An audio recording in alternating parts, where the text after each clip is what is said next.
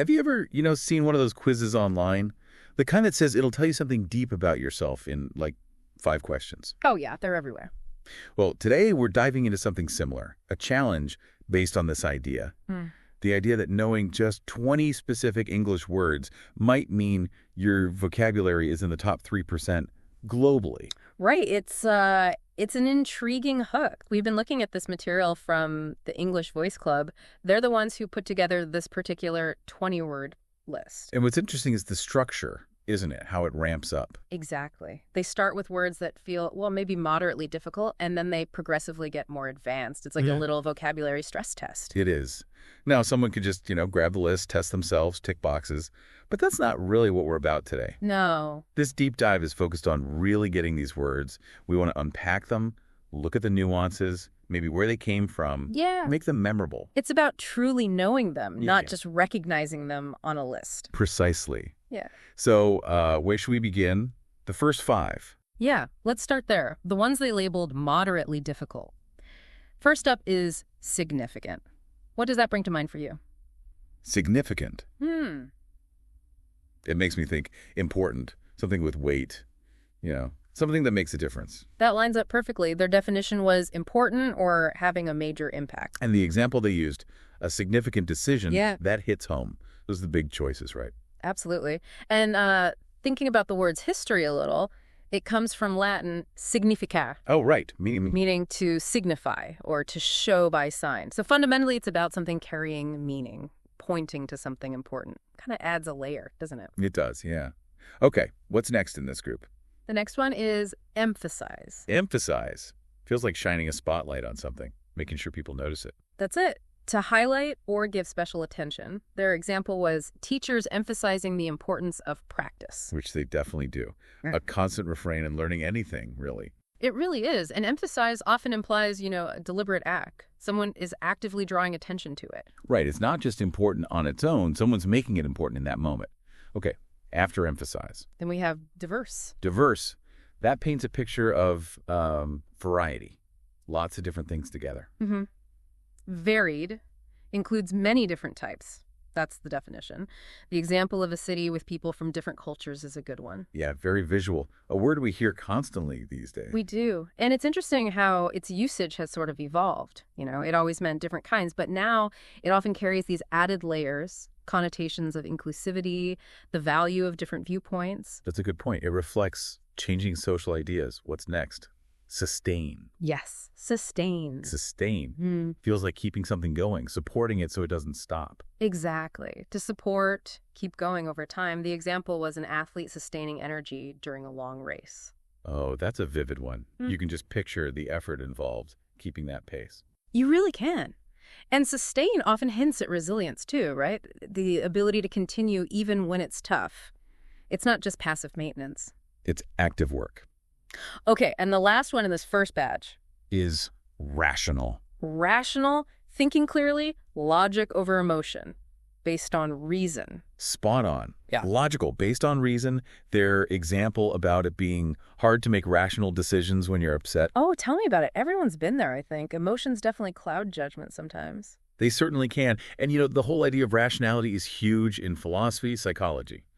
What's rational isn't always completely objective either. It can depend on perspective. True. Okay, so that's the first 5. Moderately difficult. Ready to step it up. Let's do it. What's first in this next section? First one here is candid. Ah, candid. Good word. It means being, honest. Saying what you really think, straight up. Even if it's maybe a bit awkward. Yeah, exactly. The example they gave was being candid about the past, sharing openly. It implies a certain vulnerability, doesn't it? It does. A sense of directness, no beating around the bush. All right, next. Consequence. Consequence. That seems pretty straightforward. The result of something you did. Yep, simply the result of an action. The example of failing a test as a consequence of not studying. Well, that's a classic. Huh, yeah, maybe painfully familiar for some. Yes. Cause and effect. Okay, after consequence. We have profound. Profound. That feels deeper than just important, like deep meaning, serious significance. That's it, exactly. Something with deep meaning. Their example.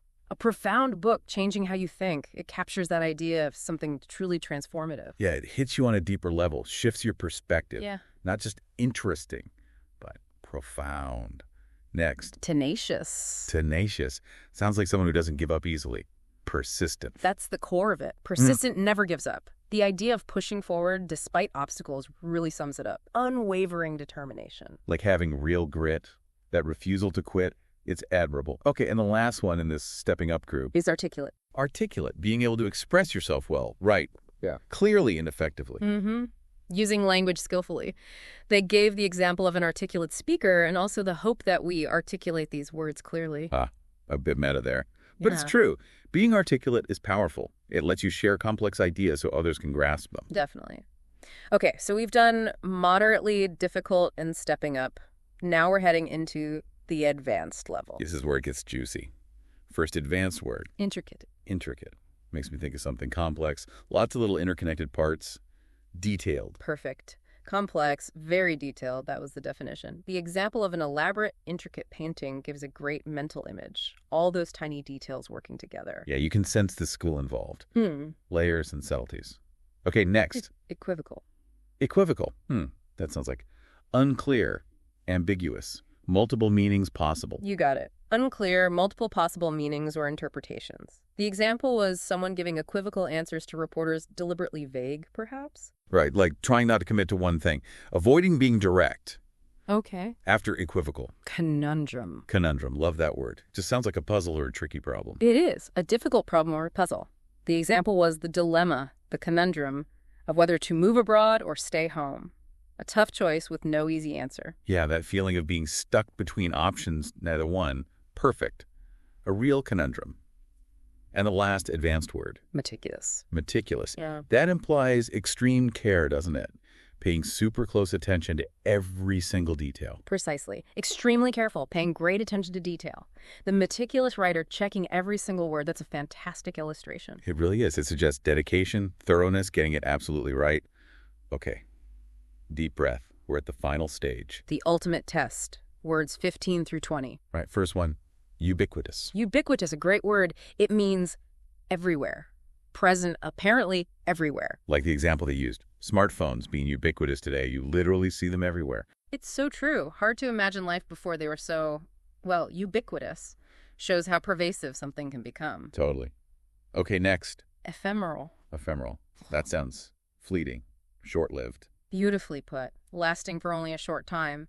The examples were a beautiful sunset or a passing fashion trend. Here today, gone tomorrow. There's a certain beauty in that, isn't there?